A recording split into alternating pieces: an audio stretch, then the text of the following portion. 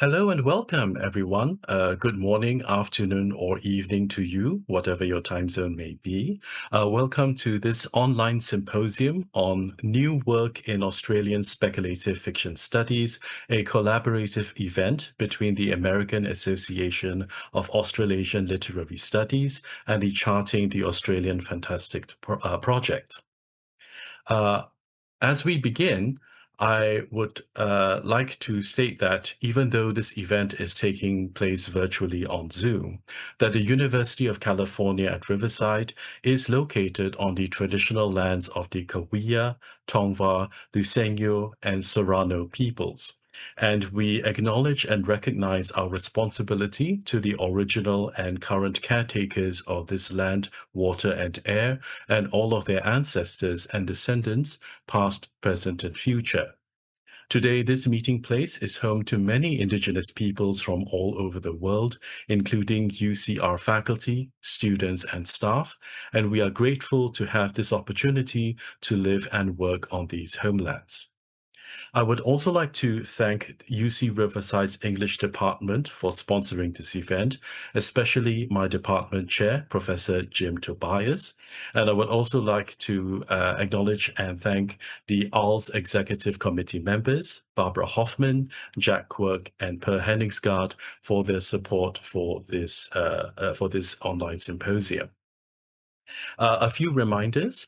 This symposium is being recorded. So if you do not wish your face to appear in the recording, please turn off your webcam. Also, please turn off your microphone when someone is presenting. During the question and answer and discussion period, I will call on you. I or one of our co-hosts will call on you if you raise your hand, and then you can unmute your microphone and speak. As I said earlier, this is a collaboration between ALS and the Charting the Australian Fantastic Project. So let me briefly introduce the American Association of Australasian Literary Studies, or ALS, right? For those of you who might not be familiar with us. There is information provided on the slide that I'm sharing. I won't go into the history of the organization, but you can find out more about who we are and what we do on our website, right, owls.org. We also have a Facebook page, which you can see on the slide. And we also have a journal, the Antipodes Journal, which is also listed on the slide. You can see a screenshot of our association homepage right on the slide, as well as the cover of a special issue of the Antipodes Journal that I edited a few years ago on Southeast Asia and Australian literary and cultural connections. So please do connect with us on social media, and if you go to our website, there's also an option to sign up for our mailing list. And if you have an article, an essay, or a book review that's connected to Australasian literature in some way, shape, or form, also consider submitting that to the Antipodes Journal. And you can find out more information on the internet links on the slide. And then I'll turn to Tina and Lucas to talk a bit more about the Charting the Australian Fantastic Project. Tina and Lucas, would you like to say a few words about your initiative? You or I Should first, I? Tina.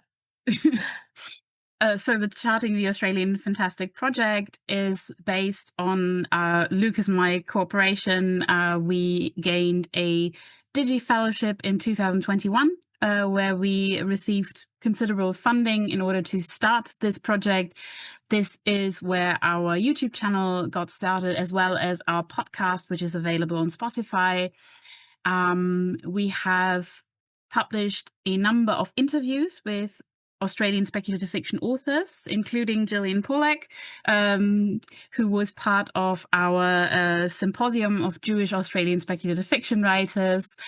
We have also published a number of thematic lecture videos, both by ourselves and by colleagues that we were able to invite for guest lectures.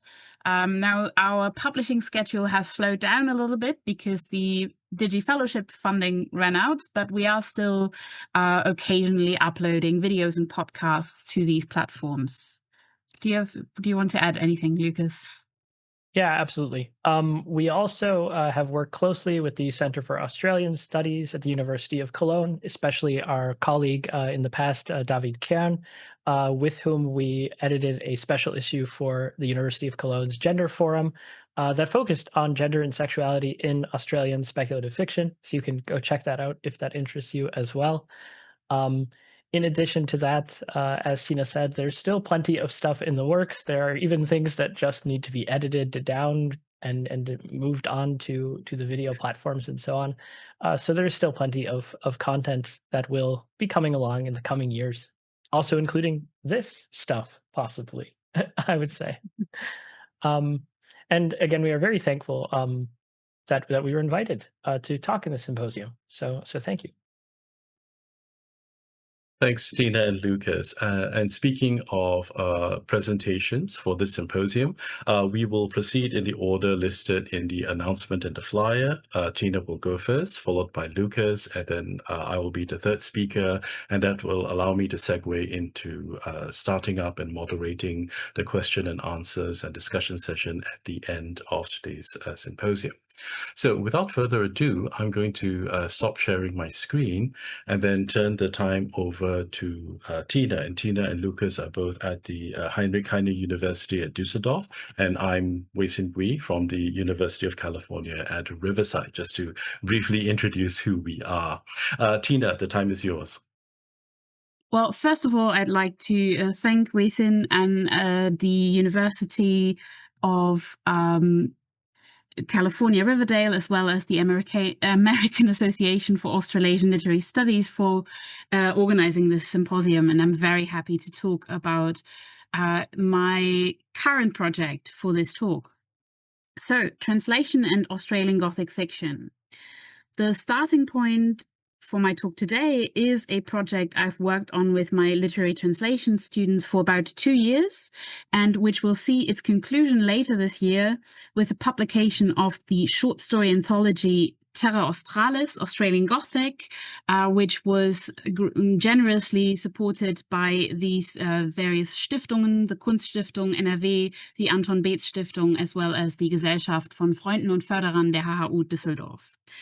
So they make it possible for this to be an actually published book. But what is the project? Well, as part of this project, my students and I translated 4 colonial Australian Gothic short stories and 4 post-colonial and/or contemporary ones. Translating these stories by necessity meant in-depth discussions of all possible meanings, interpretations, and linguistic particularities of these stories. But it also allowed us to think about translation itself, both in context with the Gothic mode and with regards to our aspiration to create culturally and ecologically sensitive translations. Grouping the 4 colonial authors, Marcus Clarke, Barbara Bainton, William Sylvester Walker, and Rosa Pratt, with 4 contemporary ones, Lisa Fuller, Grace Chen, Michaela Saunders, and Gillian Pollack, also allowed us to showcase the history and development of the Australian Gothic, as well as the colonial and post-colonial power dynamics of Australia to a German audience. As you will see, translation is a multi-layered, multi-dimensional concept that goes far beyond just the transformation of an English text into a German one. And the translation of Australian Gothic short stories is in many ways unique and worthy of study as part of translation studies. But before I can go into detail and show you some specific examples from the project, it makes sense to start with a brief consideration of the Australian Gothic genre. And even that will give us further insights as to why it is so productive to view the Australian Gothic through a lens of translation studies. So in the Handbook to Gothic Literature, Jerry Turcotte states, all migrations represent a dislocation of sorts, but Australia posed particularly vexing questions for its European immigrants. Nature, it seemed to many, was out of kilter. To cite the familiar cliches, its trees shed their bark, swans were black rather than white, and the seasons were reversed. And while these features represented a physical perversion, it was widely considered to be metonymic of an attendant spiritual dis-ease. Now, Gina Whisker in Shadows in Paradise ties the conventions of the Australian Gothic to these disturbing images of colonial existence in a land that seems to actively resist settlement and habitation, haunted by ghosts or phantoms, mythological beasts, unsettling oral effects, and the horrifying residues of colonial frontier violence.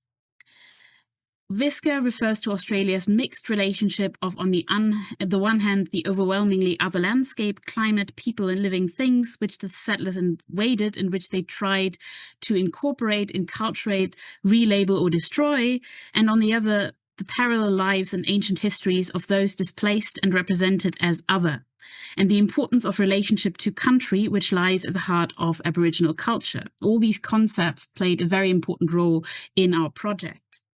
Whisker presents these two aspects as foundational for the Australian Gothic.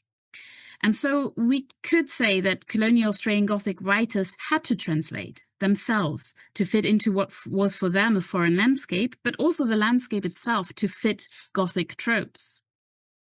This becomes even more visible in another article by Turcotte, called The Kangaroo Gargoyles, which I think is a great title. And in it, he cites a kangaroo gargoyle at the University of Sydney and a chair made from marsupial skin as examples of the Gothic cultural fusion. The Gothic is a literature that deals with alienation, disjunction, terror, and conflict. It frequently projects its protagonist into an alien place where the character is tried and tested, and this protagonist is almost always victimized by a powerful oppressor. You can see why the Gothic is very fruitful territory for colonial and post-colonial writing. The colonist is uprooted, estranged, terrified on alien territory and pursued, if sometimes only in imagination, by a daunting predator, which in Australia was alternately perceived as the bush, the convict past, bush rangers, or the Aboriginal population. It is this overlapping territory shared by the Gothic and the colonial that makes the one useful to the other. If we now look at examples from the short story anthology Terror Australis, we can observe how the colonial writers translate the landscape into decidedly Gothic terms. In Bush Sketches, for example, Marcus Clarke describes the weird melancholy of the Australian bush as follows. In other lands, the dying year is mourned, the falling leaves drop lightly on his bier. In the Australian forests, no leaves fall. The savage winds shout among the rock clefts. From the melancholy gums, strips of white bark bang and rustle. The very animal life of these frowning hills is either grotesque or ghostly. Great grey kangaroos hop noiselessly over the coarse grass. Flights of white cockatoos stream out, shrieking like evil souls. The sun suddenly sinks and the mopokes burst out into horrible peals of semi-human laughter. So we have here the horrible peals of semi-human laughter, the shrieking like evil souls, a very Gothic tone to the oral descriptions here. Rosa Pratt in the Bunyip likewise describes the landscape in clearly Gothic terms. We have references here to the ghostly white-barked she-oaks, the creepy feeling which would come over the narrators as we trod along by the black water with dark, slimy logs slanting into it. And it's even described as quite a luxurious terror. In an article on transcribing colonial Australia, Joanna Collins refers to these strategies which both Pratt and Clarke employ here as sort of a failed attempt at translating Western conceptions of landscape. Collins says, the sense of translation I am deploying to decipher Campbell Pratt's work is translation as failure, along with Campbell Pratt's subsequent employment of adaptive strategies. Her communication of the landscape is also a form of acclimatization and in this sense, a translation. So while Collins is here referring mostly to Pratt's autobiographical writings and the situation in the Bunyip is somewhat different,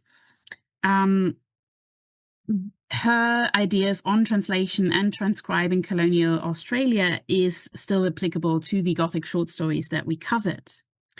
In the Bunyip, Pratt follows a much more conservative translation strategy when comparing the Bunyip to European quote-unquote mythological creatures.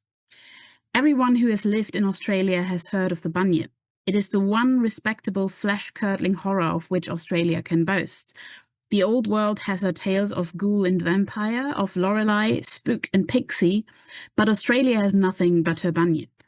No white man's hand has carved records of a poetic past on the grey volcanic-looking boulders that overshadow some lonely gullies. This is, of course, a highly problematic framing of the bunyip and shows how colonial white settlers transcribed their own cultural assumptions over not just the Australian countryside, but also the Australian cultural context. Part of our intention with the project was then to juxtapose these colonial transcriptions with, among others, Aboriginal perspectives. And thus, Lisa Fuller's Myth This provides a completely different outlook on both the Australian landscape and the Australian Gothic. But more on that later. Let's first turn to some practical examples in our translation process. Now, our goal was to translate nature, but also to translate fear. We did not want to misrepresent Australian natural environments, and so some of these terms were researched quite thoroughly. We had to consult dictionaries, obviously, sometimes very old ones. YouTube videos of bird calls were taken into consideration to translate words such as mopoke, which is in the Bush Sketches excerpt, which we then translated as bubuk kauts or bubuk owl. But another and perhaps even more vexing problem was Pratt's laughing jackass. So we have that in this little excerpt from the bunyip. Now, the laughing jackass is easily identifiable. It refers to the kookaburra, and kookaburra is the term most often associated with the bird in German as well, though, as we will see, there are other terms. Now, translating the laughing jackass as kookaburra would be a valid translation decision, as it would be highlighting Aboriginal languages as opposed to Pratt's colonial rewrites. However, doing so effectively invisibilizes Pratt's colonial perspective in the German version. As Collins puts it in a different context, translation was an important strategy in the colonization of Australia, as processes of naming and categorization which enabled ideological appropriations of space. The earliest Australian explorers met with difficulties in translating the landscape by using the English language. While the naming process formed an integral part of mapping the new territories, explorers discovered that preconceived nomenclature was problematic. And so we did not want to translate away this colonial language in Pratt's short story. We wanted to make this colonial strategy visible. Now, a direct translation of the kookaburra, if we don't go with kookaburra, would be der lachende Hans in German. Now, a German audience will most certainly find this utterly ridiculous, which severely impacts the Gothic atmosphere we're trying to maintain. So instead, we had to choose the term Jägerliste, which is an official, though fairly unknown term for the kookaburra. In general German conversation, if we do talk about the kookaburra, kookaburra is going to be the term that we use. Now, Collins speaks of the resistance on the part of Australian flora and fauna to translation into Western laws of nature, which earned Australia an enduring reputation for being disorderly and topsy-turvy. In contrast to that, white settler attempts to name the Australian flora and fauna in English are part of the colonial strategy, which we then attempted to mirror in our translations. And while we implemented this strategy of translation for some of the colonial short stories, such as Pratt's, our approach to the short story Myth This by Eidsvold Murray author Lisa Fuller was markedly different. Even though we also had to straddle the twofold need to translate nature accurately, but also in accordance with the intention of Gothic literature, to inspire fear or unease in the reader. Now, in many ways, Myth This is a response to colonial attempts to override both landscapes and culture. And in this case, in this context, it is especially important to note that the story is in the Australian Gothic mode, but it does not feature ghosts or myths or entities otherwise associated with fantasy rather than reality. What haunts the narrative then is not so much them things in the bush, as Fuller puts it, nor is it any other threat posed to the humans by the environment, but rather the long history of European scientists' complete dismissal of millennia of knowledge as myth. This also explains the short story's defined title, Myth This, which challenges readers to try and read cultural knowledge as quote-unquote myths to their own detriment. Lisa Fuller speaks of her frustration when non-Aboriginal reviewers dismiss her beliefs that are represented in her writing as myths and legends. Referring to her novel Ghostbird, she says, "I talk about how these are beings we believe in. For us, their existence is fact, not some imaginary made-up thing," and goes on to demand respect for her beliefs. In a different interview, she tells us that she once had a weird standoff with another writer who challenged her statement that she believes in bunyips. It's been so widely appropriated they just couldn't fathom it. They looked at me like I declared myself an avid follower of the Easter Bunny. Similarly, in Myth This, she refers to the entity at the heart of the story as a being that white fellas long ago made into fable, stolen for their own selfish reasons, spat on as nothing more than myth and legend. It is important to note then that the being, never named in the story, is not a threat out of hostility, but because they, the being, demand the respect they deserve. Now, in terms of translation then, we decided to veer towards not translating as a strategy in the case of Lisa Fuller's story.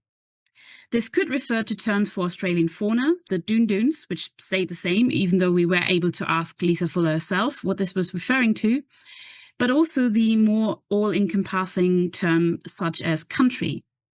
Country, capitalized, does not just refer to landscape, land, or nation state, but instead, according to Amberlynn Quay-Mulliner, the source of all creation, all beauty, all wisdom. It sustains us, nourishes us, guides us. It gives us life and teaches us how to live so that life, in all its shapes, will always go on. Country is our joy, our love, our hope. Our country is our heart. It is, if you will, already a translation to English from a far greater and more complex Aboriginal concept, which we therefore rendered as country even in the German text. Another instance of non-translation is the term them things. In the story, it's rendered as them things, as her nan used to call them, the things in the bush that everyone's too scared to name.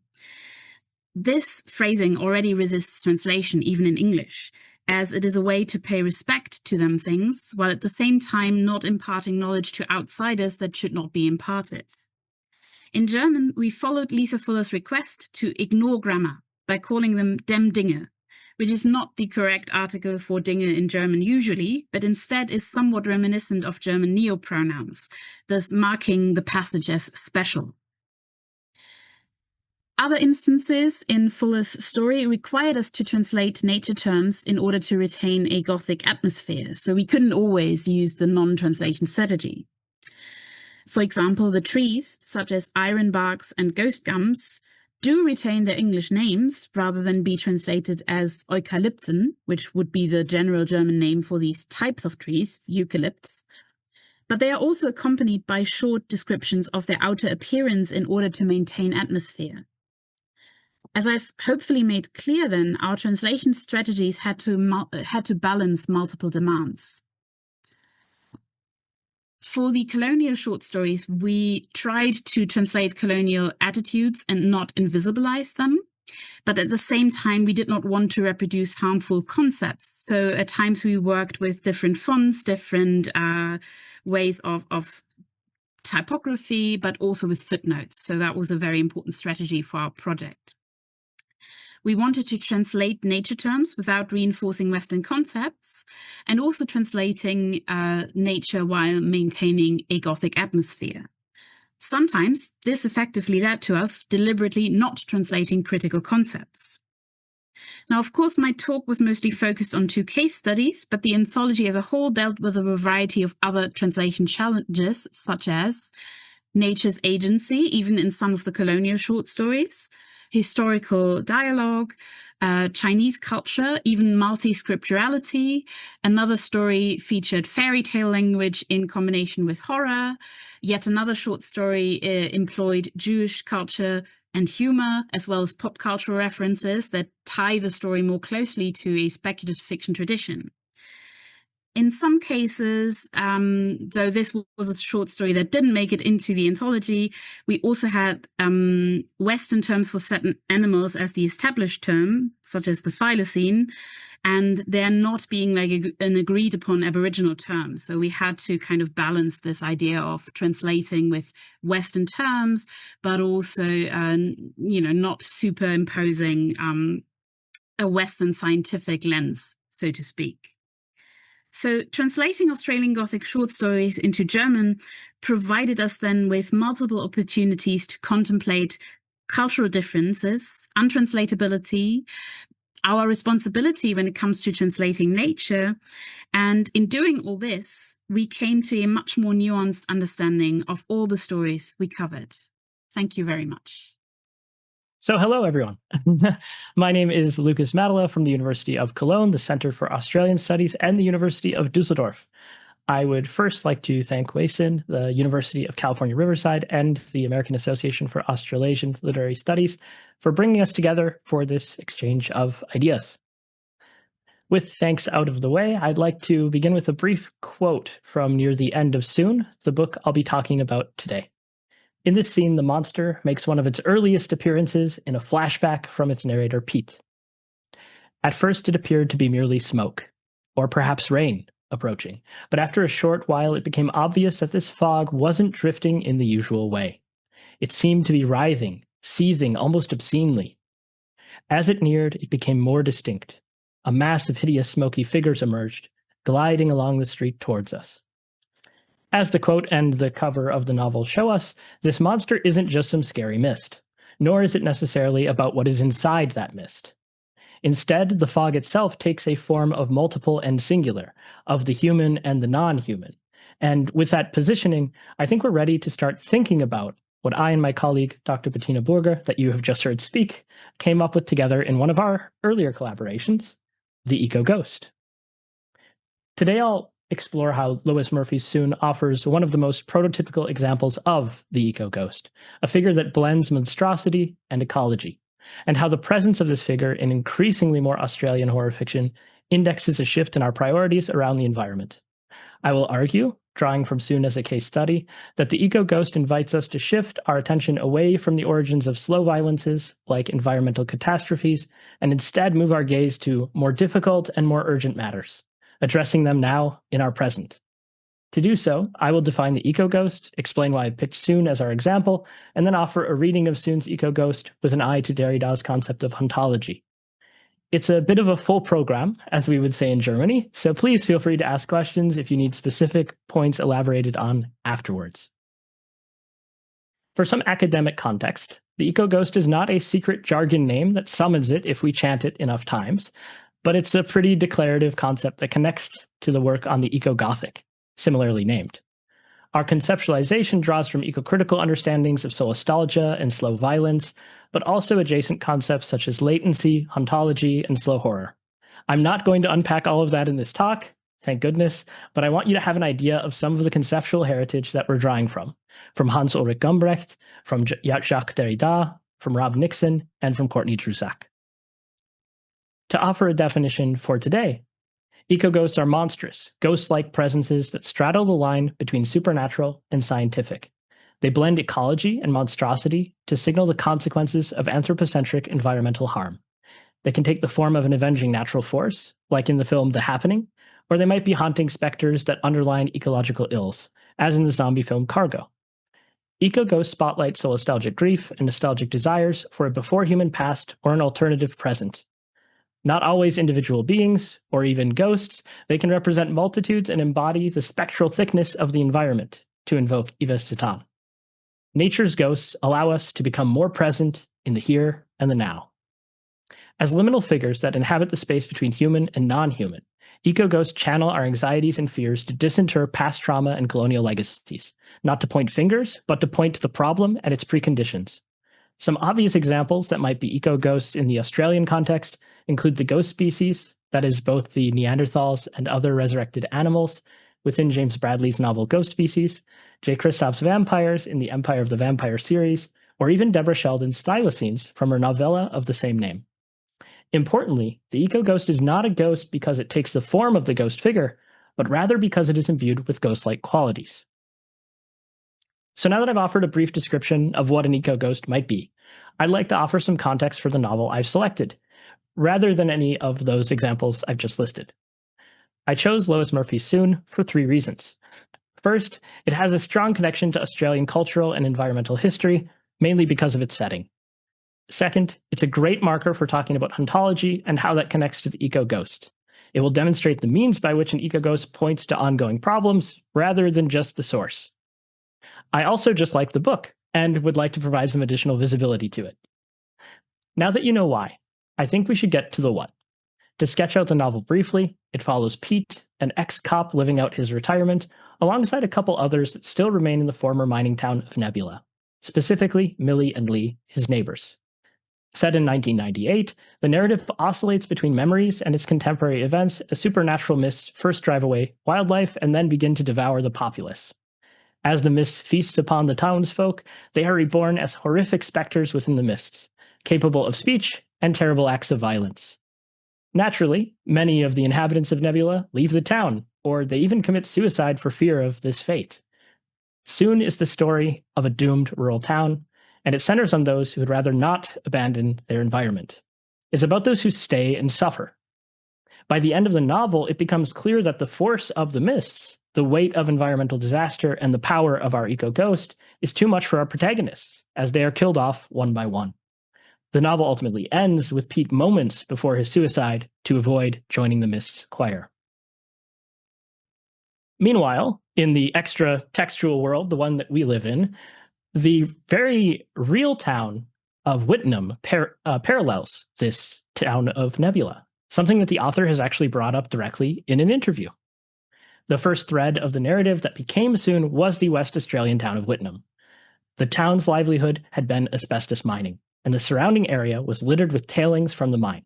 So when it was discovered that asbestos was a deadly substance, the authorities decided the solution was to simply make the town disappear. So Whitnam was a town that mined blue asbestos in the 1930s, and you can already guess where this story goes from here. The roads were paved with asbestos tailings, and it was not uncommon for children to play in the asbestos or even chew on it like gum. There were poor working conditions in the mines and mill of the town, and there was a huge risk for cancer in the surrounding area, with an 80% death rate for cancer in Whitnam at one point. The mine was closed in 1966, and the town was gradually erased from public existence. Warning signs trying to keep people away were erected around what became a ghost town. By 2007, the town was taken off the street signs and the maps in an effort to dissuade some of the tourism to the area. Tourism which also actually occurs in the early portions of Soon. A few residents remained in Whitnam despite all of this, even into the 2000s. But by 2019, only one resident remained.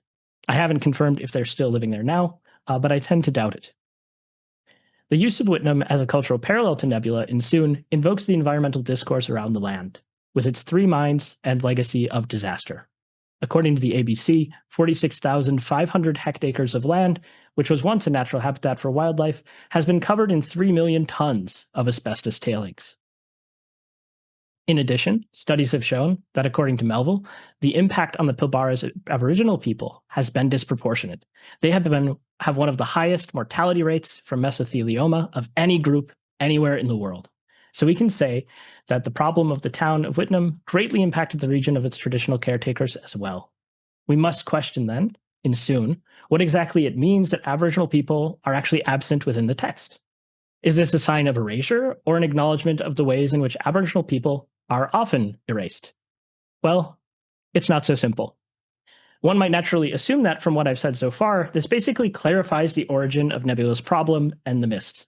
The town of Nebula in Soon also has a mine, after all, and one that has been closed at that. But as I said, it's not so simple. You see, normally in a ghost story or any monster story, the origin is quite literally a marker for transgression and punishment. The starting conditions of Gothic text establish the symbolic order that will later be restored in some way. The bite of the vampire reminds us to stop kissing glittering strangers in the increasingly less rare moments of sunlight and forks.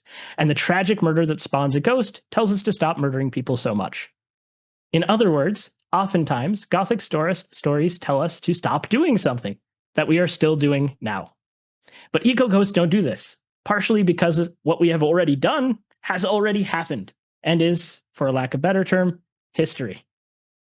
We might expect then that Whitnam indirectly teaches us that mining is the culprit, and the Aboriginal absence in the narrative almost bolsters this point due to the connections between colonial history and mining.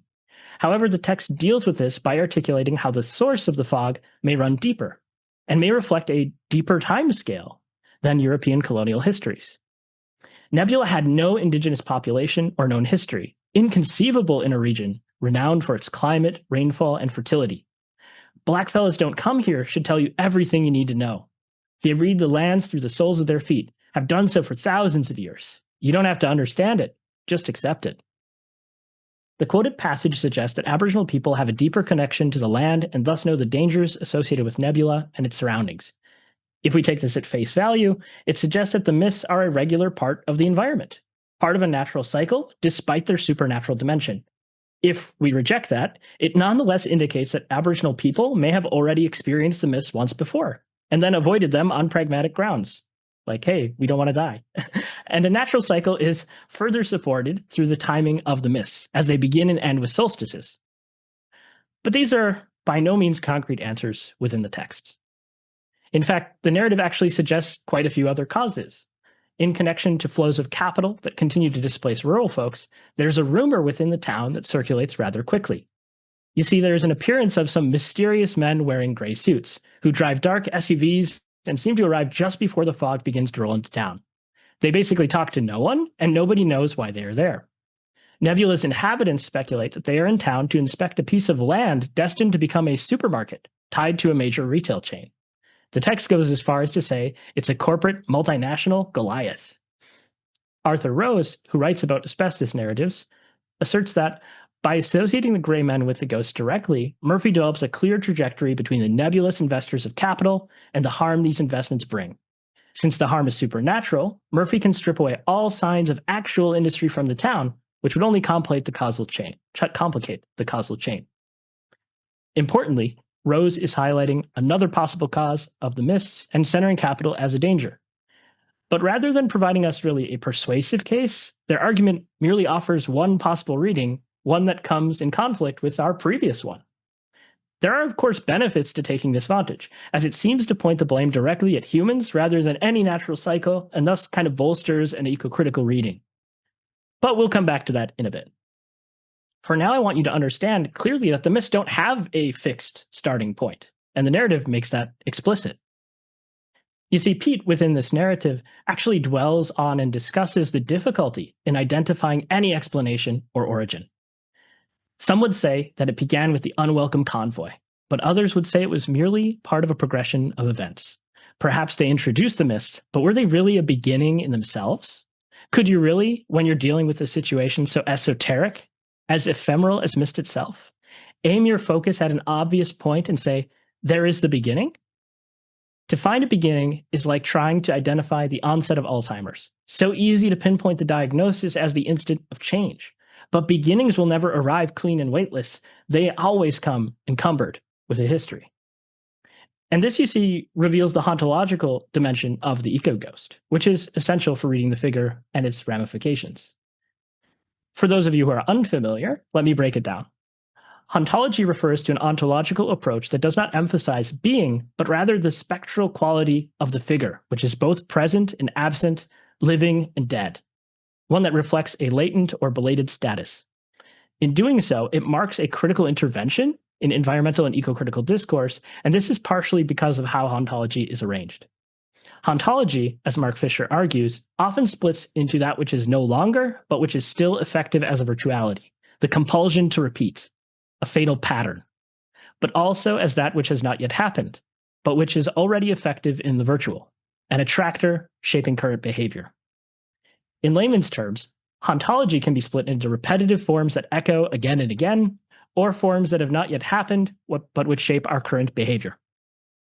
The haunting that occurs is either too late in the former case or too soon in the latter. In Yvonne Lieberman's work on haunting and latency, she highlights the spatial capacity of ghosts.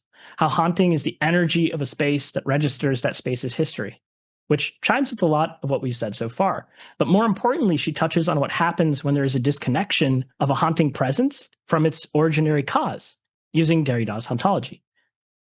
She writes, detaching the presence of a haunting past from singular events, hauntology works alongside the non-knowledge and the non-advent of an event. The ghosts do not reveal themselves or their motivation. Their disclosure thus remains an event in the becoming, an event never to be fully materialized. In Soon, the mist's origin is unknown, and what they are is porous and fluid. They are smoke, they are mists and fogs, they are animals and reanimated corpses. They are voices and it's weather. They are cooked up by men in gray suits and dark SUVs. They are capitalism and supermarkets, and they are mining and exploitation and colonial history. But they're also a natural cycle. It's something that's happened before, maybe, or maybe it hasn't.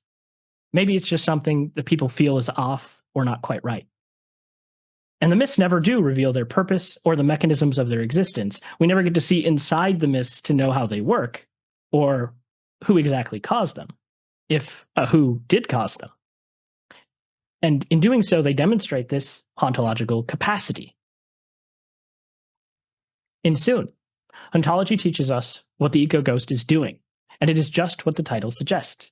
It is already effective in the virtual. Our doom is soon, but not yet. The hauntological logic to our EcoGhosts makes it evident that this is a multifaceted issue. It is one that connects to our ignorance of Aboriginal epistemologies and traditional knowledge, but it is also one that does not consider the deeper times of nature. It is one that is connected to neo-colonial and older colonial land exploitation, and one that is currently circulated through a global market system. Merely searching for the source of the ghost to exorcise is not what Soon asks us to do. It instead asks us to cope and to realize the urgency of our present, which is made evident in the fact that the belated narrative ends with Pete's attempt at suicide, something we are also unable to witness in the narrative. So to conclude, well-minded scientific and public discourse has dwelt on the causes of environmental harm. That much I think we can all say is true.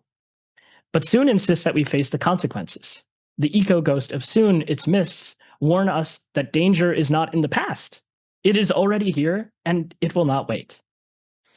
In Soon, the disastrous outcomes of the EcoGhost have not been addressed by politicians, by scientists, and by broader society, just like with Whitnam, just like with our own climate crisis.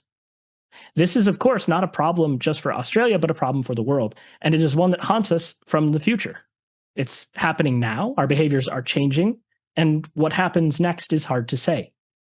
But we know that something will happen soon, and that this text has managed to manifest and articulate some of the anxieties we feel about our environment today, and the noticeable shift from origin to outcome. So thank you very much for your attention, and I look forward to Weihsin's turn. So my talk today is titled Elaboration as Speculativeness in Mirandi Riwoe's The Fish Girl. And there you have the cover, right, of The Fish Girl when it was published as a single print volume back in 2017. So Mirandi Riwoe is perhaps best known for her 2020 novel Stone Sky Gold Mountain, which won the Queensland Literary Award for Fiction the same year and was on the shortlist for the Stella Prize in 2021. Now, in 2022, Riwoe published The Burnished Sun, a collection of short stories bookended by two previously published novellas, Anna the Javanese, which came out in 2019, and The Fish Girl, from 2017. Both novellas have female protagonists from what is today the Southeast Asian country of Indonesia, and they also first appeared as marginal figures connected to white European men. Anna the Javanese was a real person, and she was Paul Gauguin's model, maid, and mistress. Mina, the protagonist of The Fish Girl, first appeared as a nameless Malay girl in Somerset Maugham's story The Four Dutchmen. Now, back in 2023 at the ALS annual conference, I already gave a talk about Anna the Javanese. So today I'm going to focus on The Fish Girl and its protagonist, Mina. Mirandi Riwoe identifies as an Asian Australian author, and because her father is from Indonesia, she has said in an interview with Liminal magazine that she felt a personal connection to these two women, Anna and Mina, when she encountered them. But in the same interview, Riwoe also states that she wants her two novellas to be, quote, a kind of reckoning of what we are told by a specific cohort in history. And she also sees her fiction as, quote, giving voice to other possibilities or a recontextualization of what we know of these characters' experiences, rather than simply ventriloquizing or letting subalterns like Anna and Mina speak. And those are the quotations on the slide, at the bottom of the slide. I'm highlighting these comments by Riwoe about 1, a critical reckoning with history, and 2, not ventriloquizing characters, but rather envisioning possibilities and contexts. Because what Mirandi Riwoe seems to be after is something more than a retelling of a story from the viewpoint of a minor character, or what Jeremy Rosen calls the genre of minor character elaboration. Two famous examples of this genre of minor character elaboration are Jean Rhys's White Sargasso Sea, which is a retelling of Charlotte Bronte's Jane Eyre from the viewpoint of Bertha Mason or Antoinette, and closer to our time, right?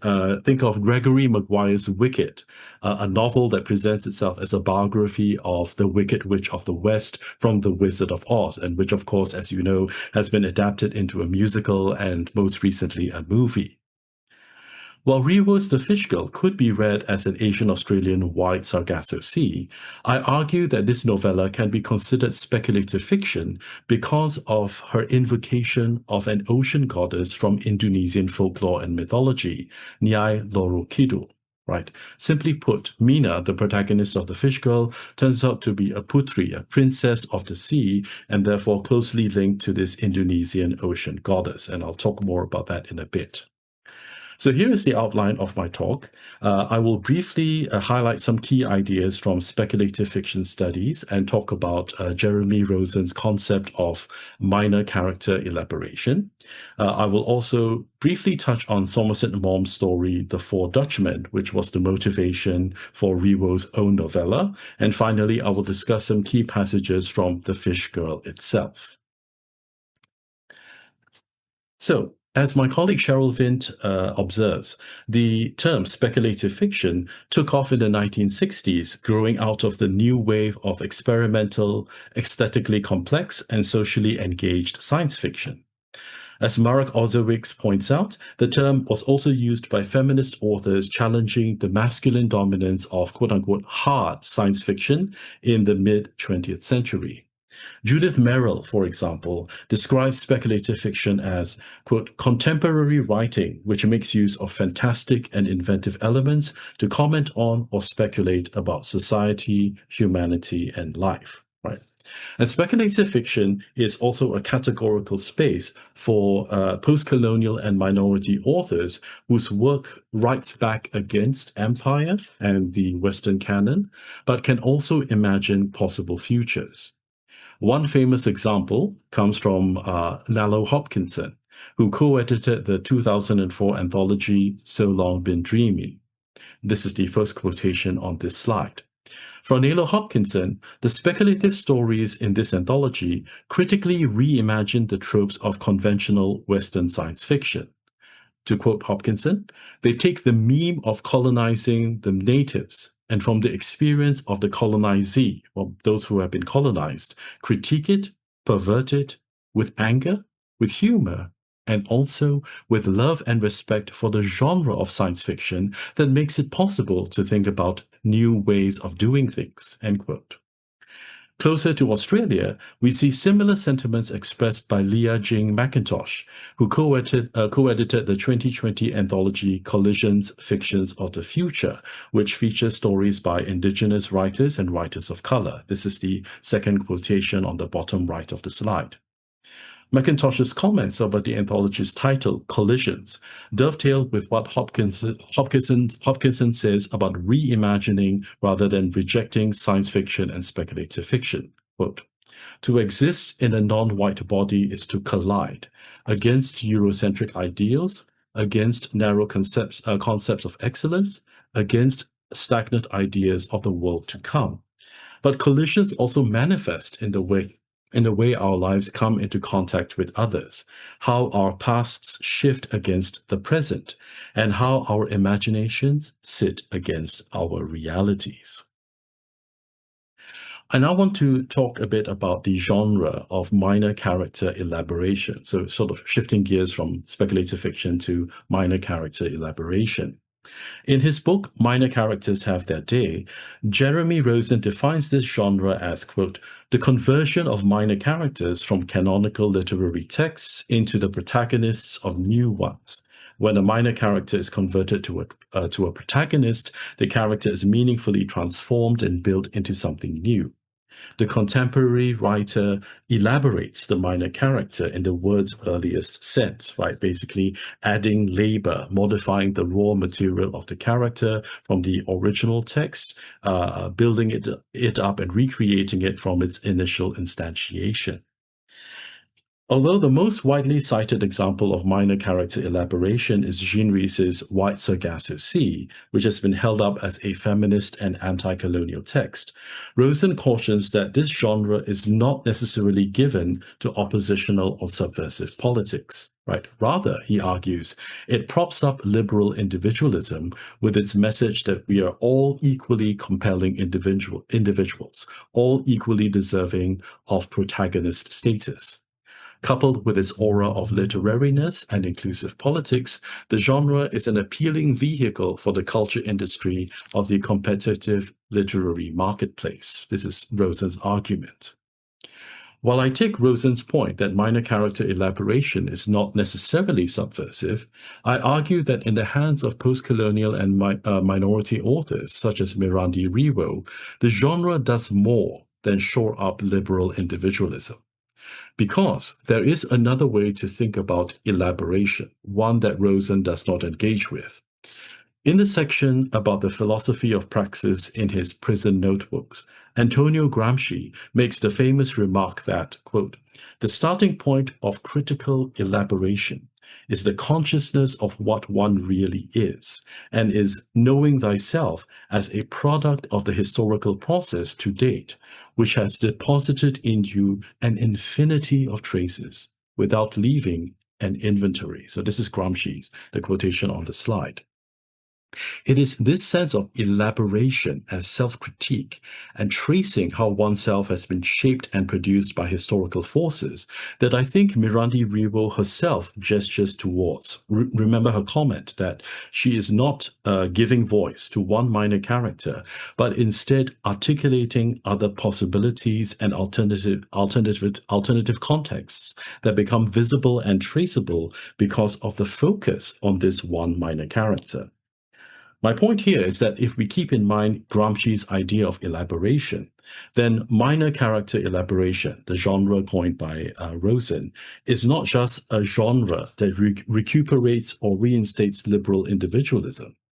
Rather, it engages in speculation and extrapolation, which are two key features or methods of science fiction and speculative fiction, and it also points towards a larger social world within which the character is embedded.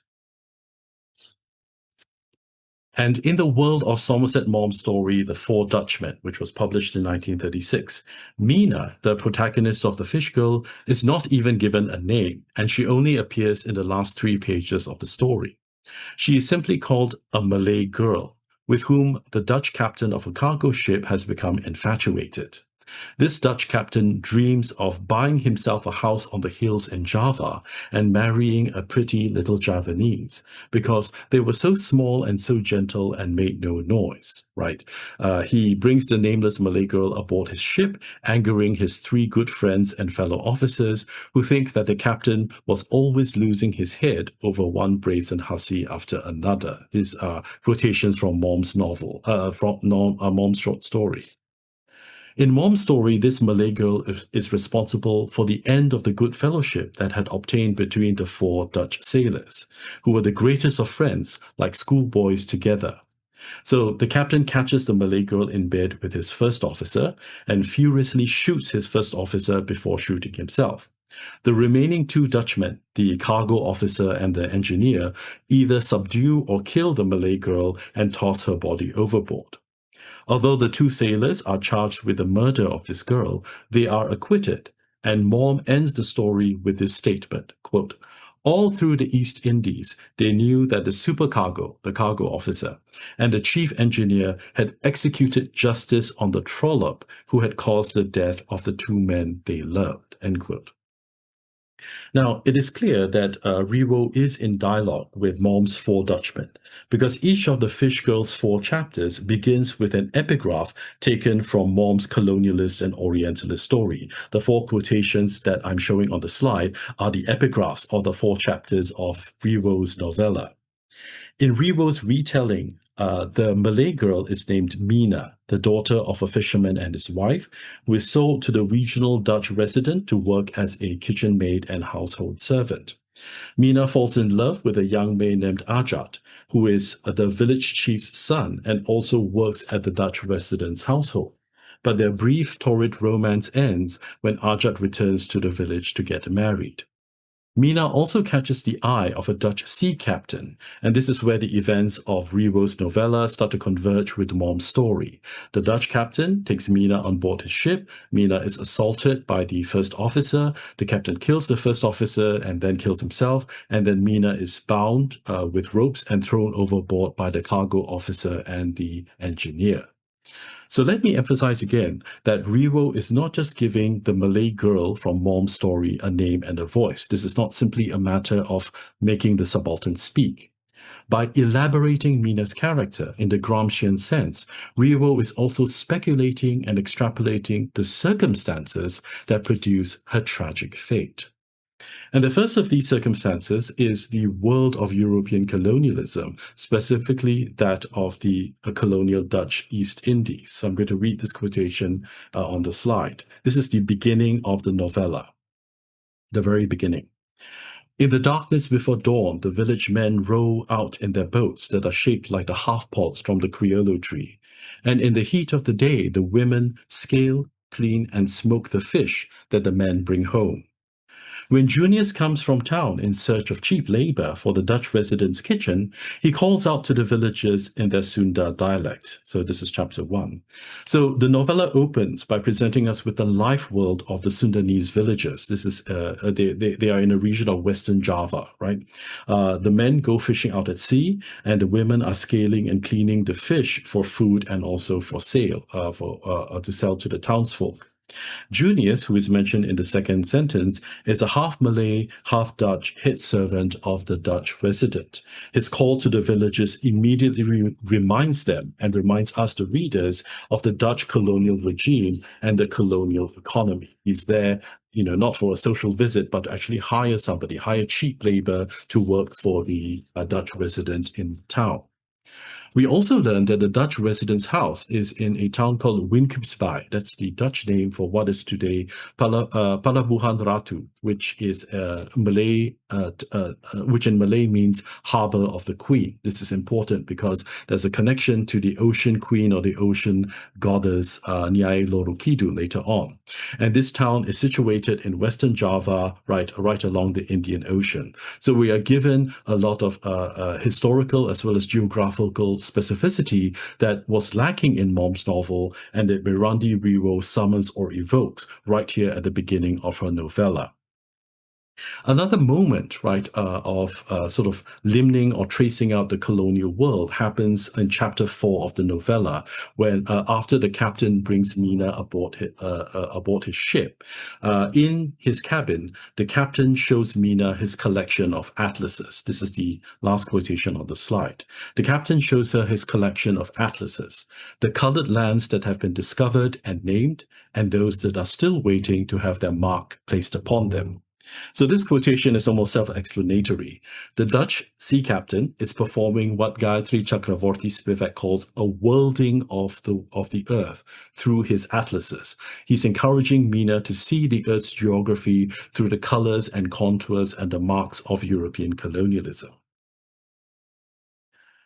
Another important point I want to make is that regarding the individual subject and kind of the failure of this individual subject to be completely formed or to be formed right on flawed terms. So I'm going to read this passage from chapter 2 of the novella. The master, the Dutch resident, the master calls for Mina with the word mooi, which means beautiful in his language in Dutch. Mina catches a glimpse of herself in the mirror. Her fingers trace her full bottom lip. She leans in close to the mirror so she can search out the flecks in her brown irises, the curl in her lashes. She smiles. So this is mooi. This is beautiful. Now, this is a classic, almost textbook example of subject formation and self-fashioning in literature. A character seeing herself in the mirror for the first time and realizing that is what she looks like. But what is important here, what I want to stress, is that Mina's moment of reflective self-fashioning happens on and in colonial terms, because Mina sees her reflection through the lens of the Dutch word mooi, beautiful, which is what the Dutch resident and the sea captain call her, right? They find her beautiful, so they call her mooi. The pleasure of Mina's smile at the end of the passage is not really Mina's own. It is derived from her master's and the captain's desire for mooi, for her beautiful self.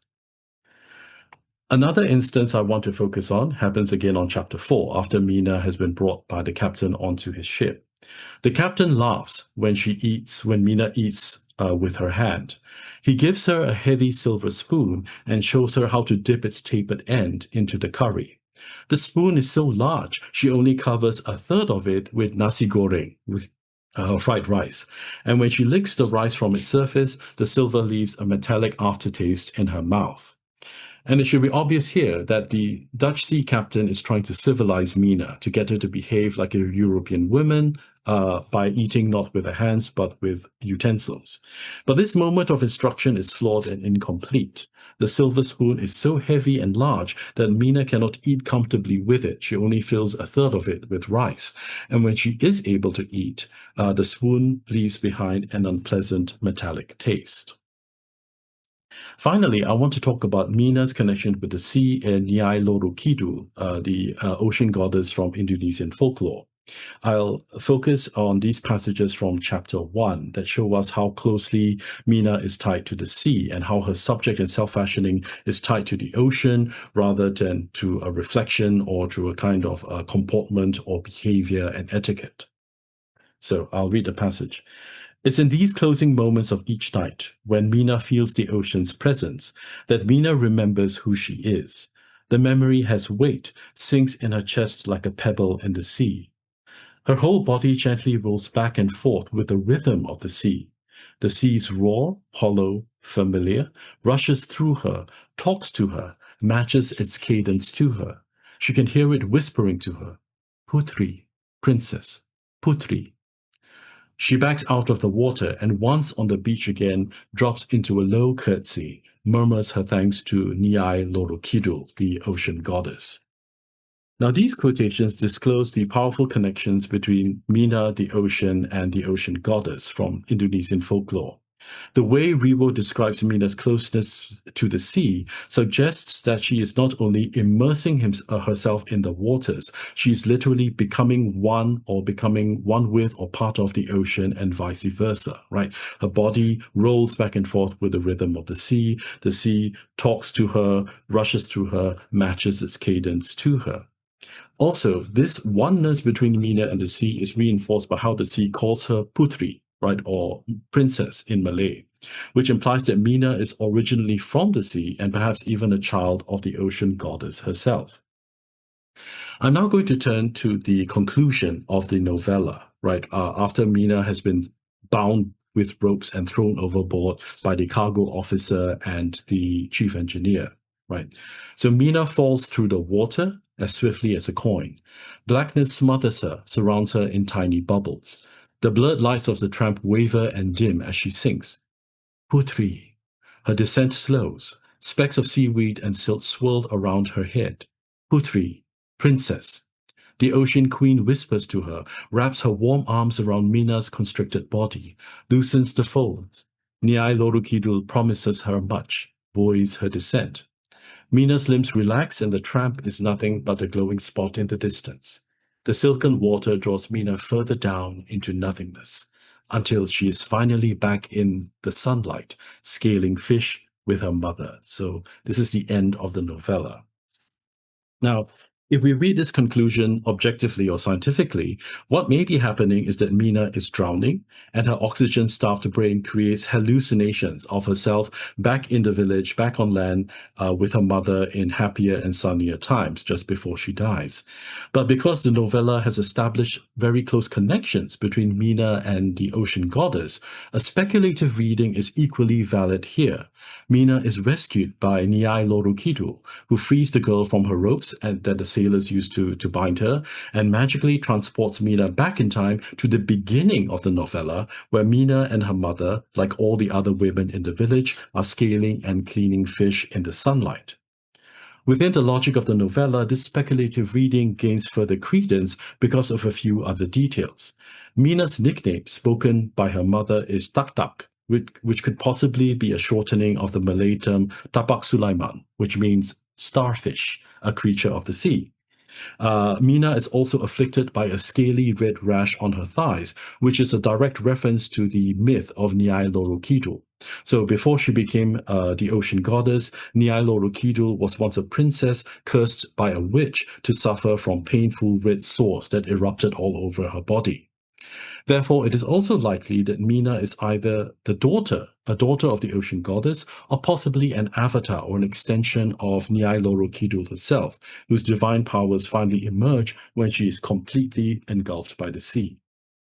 To read this ending speculatively, Mina is saved by or becomes the ocean goddess, is not to indulge in fanciful escapism, but to understand the fish girl as recontextualizing European colonialism in the East Indies within the larger framework of a supernatural world, one in which Nyai Lorukidul holds sway. While Dutch masters and ship captains rule the land and the ocean's surface, the tides and currents flowing beneath the waves are the domain of the ocean goddess, who was there long before Europeans arrived and who has also outlived their empires. As speculative fiction, The Fish Girl does not only recuperate a nameless Malay girl from the margins of Mom's Orientalist short story. It also offers a narrative of cultural endurance, resilience, and survival in the face of colonial repression, violence, and erasure. Mirandi Riwoe's novella helps us recognize that the elaboration of a minor character can go beyond the formation of an individual subject and shade into speculation and extrapolation, giving rise to other possibilities and alternative contexts in which our imaginations sit against our realities. Thank you. So let me now segue into our question and answer and discussion time. If you have a question or a comment for our speakers, you can use the Zoom reaction icons, right, to raise your hand, and we'll call on you, and then you can unmute and speak. So I have a question for you, Weihsin. I'm very interested in this minor character elaboration. And you kind of said that Rosen, I guess, portrays it as being very unsubversive, or like it has the potential to be, but is not always. And you kind of took it into the context of post-colonial scholarship, and you said, it can be mobilized by post-colonial scholars to do this. But I guess I'm curious, because to me it sounded as if it is always subversive in some manner, in the fact that it always pluralizes like a narrative, right? It doesn't allow a single narrative to stand. It always splits it into two or more. And so I guess I just would like to hear you speak to that, about whether this subversive potential is more maybe innate than maybe we give credit. Right, thanks for the question. So to give Jeremy Rosen due credit, right? He does explain that White Sargasso Sea is often held up as the most famous example of this kind of minor character elaboration in literature, but because of the fame of this particular novel, it tends to obscure a lot of other instances of the genre, right? And Rosen makes the argument that minor character elaboration is actually very much in line with the history of the realist novel, which has been discussed by scholars like Ian Watt. And it does actually falls into the tradition of recuperating or reinstating the liberal sovereign individual. Because, as he says, it seems to convey the message that even marginal or minor characters can be recuperated and are worthy and deserving of becoming full-fledged main characters, of protagonists. And that's how Rosen aligns this genre with the rise of the novel, right? Which Ian Watt argues the rise of the novel and modernity and liberal humanism sort of were sort of concurrent. I add to elaboration the Gramscian sense, which Rosen doesn't mention, I think, at all in this book, and sort of brings back the sort of the kind of political aspect or the critical aspect of that, right? That you can see from the quotation from the prison notebooks. I think Rosen also makes the case that the kind of the multiple narratives, the pluralism of minor character elaboration, also shades into a kind of postmodernist perspectivism, right? That all views are valid, and therefore that then runs the danger of there not being anything necessarily truthful, right, or authentic, because all viewpoints are equally valid. I see where he's going with this, but I think Rosen is a bit too quick to sacrifice the to sort of cordon off the kind of critical potential, right, of this elaboration, if we recall the Gramscian sense of critical elaboration. All right. Yeah. I mean, I think that answers most of what I'm thinking about in this context quite well.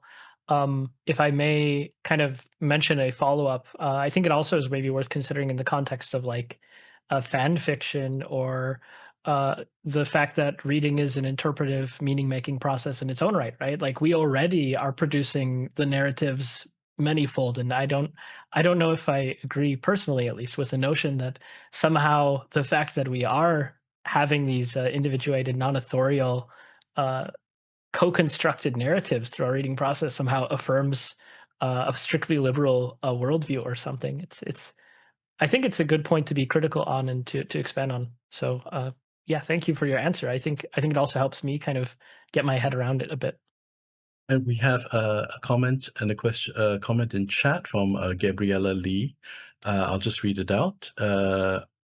I'd like to ask all three speakers, could you talk more about how speculative fiction, as both a genre classification and as a mode of writing, provides a lens to critique or conceptualize or expand Australasian colonial history that may perhaps be absent or lacking in other genres? So specifically, what is Australian about the various texts and authors that we've discussed? I think, Gabriella, that's your question, that, other traditions or other bodies of SF may not necessarily have.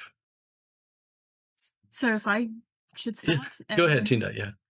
So I usually use the term speculative fiction as a umbrella term of genre classification to include all the different genres that can be said to speculate about, be it the future, be it the past, be it alternative worlds.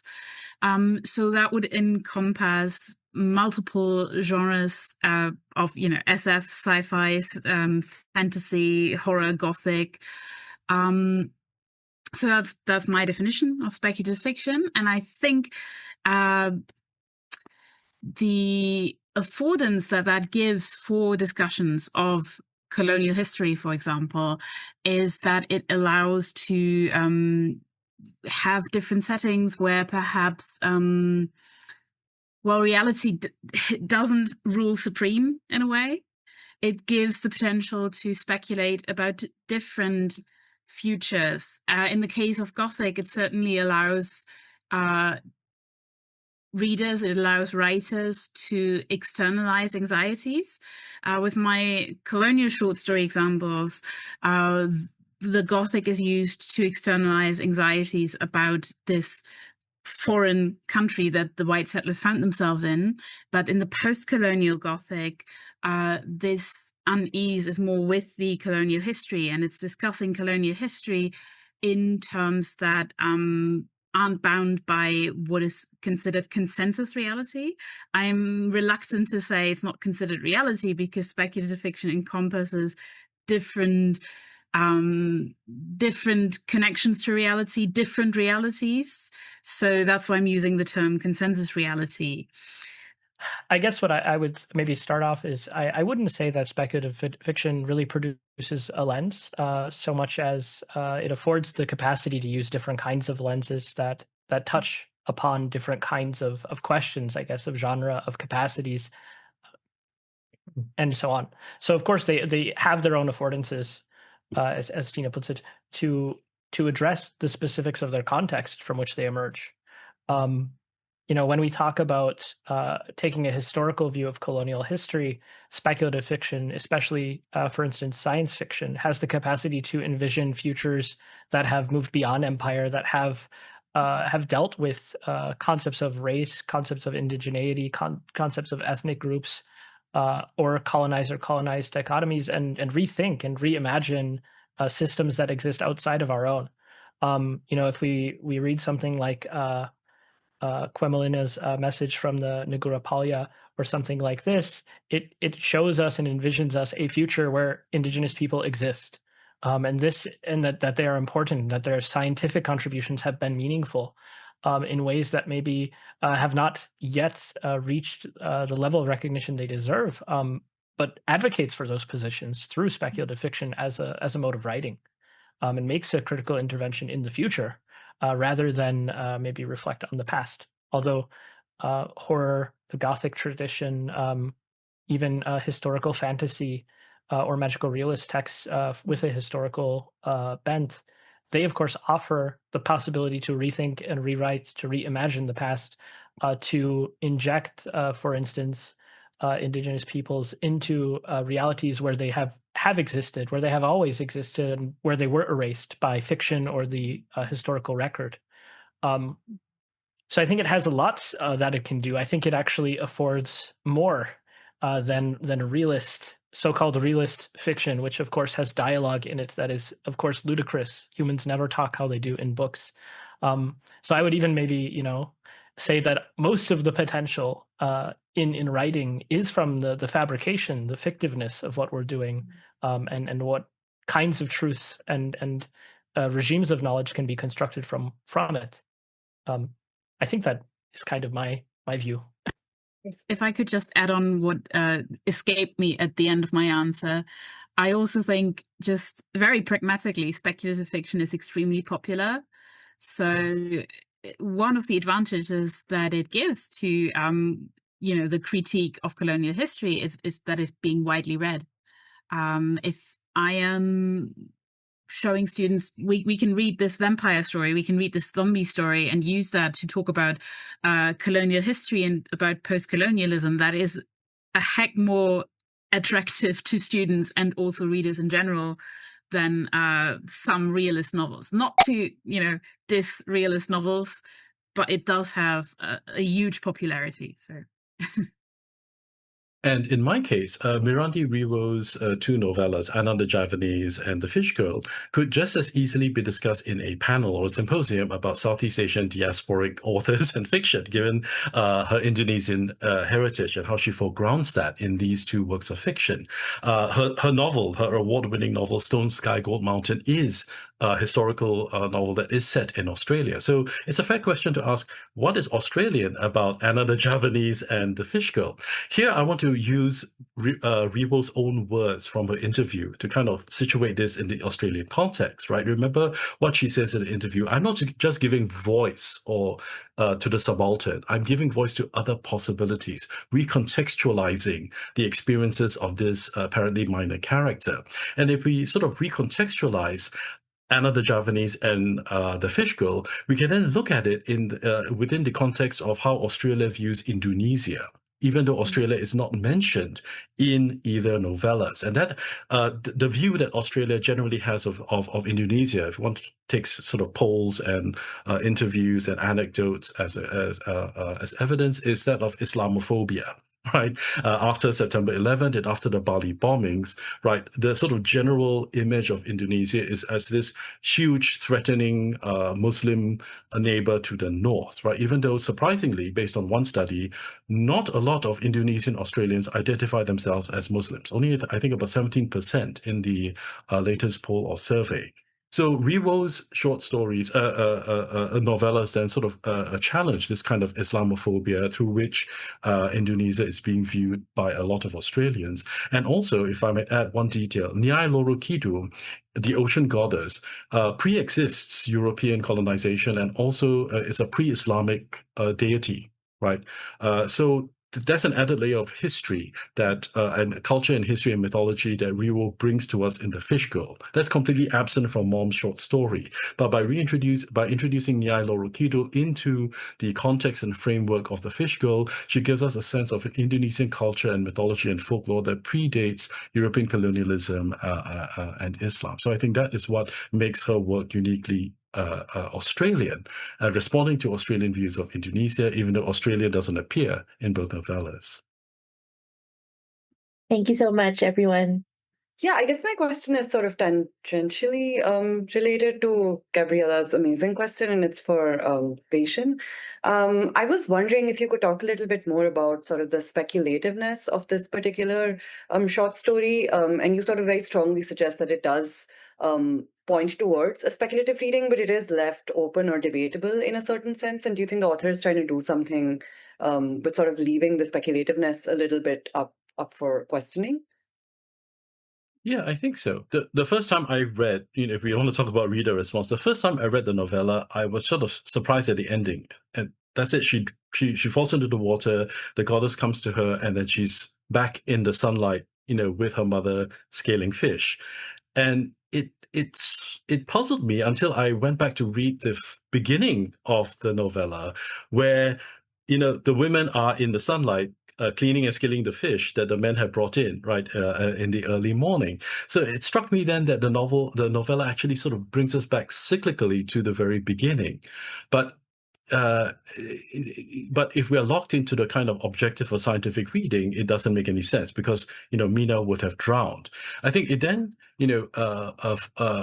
Riwoe forces or invites the reader to think about the speculative element and how it then presents a kind of cyclical return, right, to the beginning of the novella, kind of restoring or restoring or bringing Mina back to a time before she suffered the kind of colonial violence, right, at the hands of the Dutch resident and the sea captain and the other sailors. So I think that makes us do a bit of work rather than sort of immediately presenting some sort of transfiguration of Mina in the sea. It's a simple sentence that brings us back, but then makes us aware of the power that Nyai Loro Kidul wields, and that has perhaps been bestowed upon Mina herself as if she's an avatar or extension of the ocean goddess. So yeah, I think Riwoe does want us to make us think and work through the speculativeness here at the end. I'm sorry for Lucas and Tina, your papers were both amazing. I'm also going to ask Weihsin something about the ending of the novel. So same things, just fascinating because, and this is very niche, but is it a reference to Finnegan's Wake? Because in Finnegan's Wake, Anne Olivia Pluribel goes back to the ocean and back to Manan, who is the ancient Celtic god of the sea, pre-existing colonialization, and the novel itself circles back to the beginning. So I don't know if she's said anything about this or any reference, but it is so similar to what happens there. And then we get, again, this, if it is, then we get a much more clearer idea that this is supposed to be rebirth. This is supposed to be going back to the beginning, but also perhaps a little depressing if you read it as like, this is all going to happen again, like that unless we change something or do something that we're doomed to keep doing this to women, these women and everyone over and over and over again, or whoever's colonized. So is there, I don't know if you noticed anything about that or if you want to take that and do something with it, but. Thanks for this reference or this allusion to Finnegan's Wake, Barbara. I had not thought about it at all, and Riwoe does not make any reference to Joyce or Joyce's works at all in her comments and interviews. I'll definitely go look into that. Yeah, it's Whether or not it's depressing, I think it's open-ended because the novella ends with a return to the beginning. Whether or not Mina will repeat this cycle or will fall victim to the... Oh, basically, we want to know whether this is a rebirth with knowledge of the past, of history. That seems to be, again, left open to the reader to speculate. Whether Mina now remains in the village with her mother, scaling fish, living happily with her parents, or whether a different series of events will unfold given her new mythical or supernatural status, and having been touched or having become an avatar or having gained the power of the ocean goddess, whether something could change. Yeah. Thank you for that. I'll definitely have a look. Tina, I actually had a question for you. In your talk, you mentioned, and this is because I've been working on comics and graphic novels, right? You mentioned that in order to convey some of the nuances of the translation, you were actually working with different font types and typographies. That sounds fascinating to me. Could you say more about that? Yes. So in the translation, in translation studies in general, there are several options with how you can deal with colonial language, colonial discourse, discriminating language. And one of these options we actually took from a publication by the Duden. Don't know if you know that, but like a very important German linguistic institution. And they had a publication on the racist heritage of the German language. And so in that publication, obviously they had to reproduce the racist language in order to discuss it. And what they did was they put a strike through all the words that were problematic so that it was still readable, so you could see what was being discussed, but it was marked very clearly as this is not how we should speak anymore. And in the context of our anthology, the word was actually race, which was used in one of the colonial texts and which can be used in English relatively unproblematically to discuss race as a social construct. But if we translate this into the German, then the Nazi connotations are so much stronger, so that we didn't want to have it on its own. And so the way we did it, we translated it, but we put a strike through it.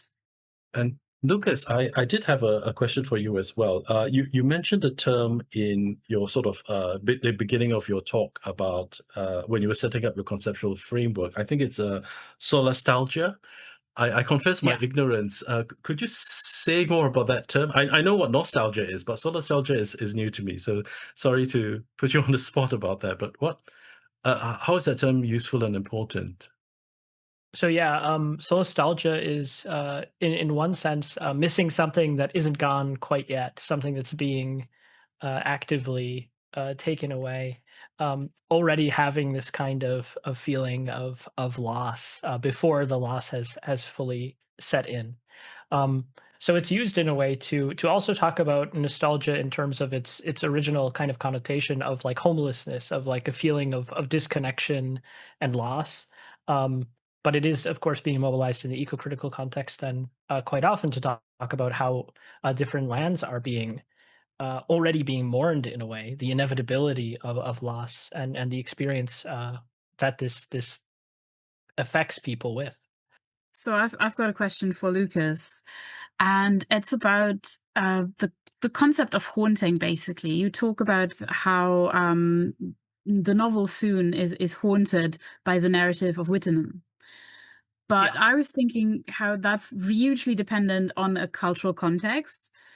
So people have to know about Whittingham to know that it's haunting the text.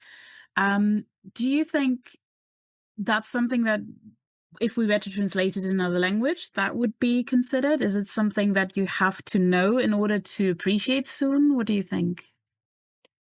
Yeah, I mean, I think this is maybe one of the cases where, for translation, paratextual guides are extremely helpful, right? Providing either footnote guidance very early on, or providing a brief introduction that really just draws attention to the fact that this is connected to Whitnam. I mean, it's so often the case that there are paratextual indicators that are really helpful and useful, I mean, even in the case of Soon, there's this whole thing where Lois Murphy was dealing with the Old English concept of usciare and was writing about this in just kind of a side state, but it was kind of experiencing, that moment when you wake up a little bit too early and nothing has really achieved. And this really resynthesizes how you might read certain passages of Soon, but like it's totally not there in the text. So I think it would fit into kind of a similar position as paratextual stuff often does, where in terms of translation, we can situate oftentimes with supplements in ways that maybe even the regular text doesn't get. Um, Certainly, Lois Murphy Soon was marketed primarily to an Australian context, so it's kind of an assumption that the genre fiction readers from Australia are aware of this. Um, but I think in translational cases, it would be almost required to specify Whitnam just so that this is captured, I guess. Sorry, yeah. Sorry, I also had a question for Lucas. Sorry, I guess I should have asked Go ahead. earlier. I don't want to keep one for too long, but I was sort of thinking about your theme, your formulation of the EcoGhost and hauntology, and how sort of you suggest though that by the end of the novel, these sort of concepts are almost used to suggest a focus on the present, or even sort of the consequences of all of this I suppose past horror has brought us to. So I was kind of thinking about, or if you could say a little bit more about the interconnections between those two things, because obviously ghosts and hauntings are so rooted in like history and the past, and the idea that this novel sort of uses those themes or connections to really talk about focusing on the present. Like maybe if you could sort of say a little more about that. I thought that was such a sort of fascinating connection. Yeah, I mean, I think also in the text, even in the part I quoted, there's this connection to like medical discourses too, or like these discourses of where we do search for a causal solution to many different problems, in some sense, in order to find a cure. Uh, Although we know by invoking medical discourse that this is also suggesting a focus on the presence of treating the symptoms of managing a crisis. So I think it kind of it manages to weave these discourses together with your more conventional haunting discourses, where it often seems that we need to right wrongs, we need to restore order back to the original status quo. But of course, with an eco-critical reading or an environmental reading, you can't actually dial back. That's the big problem, right?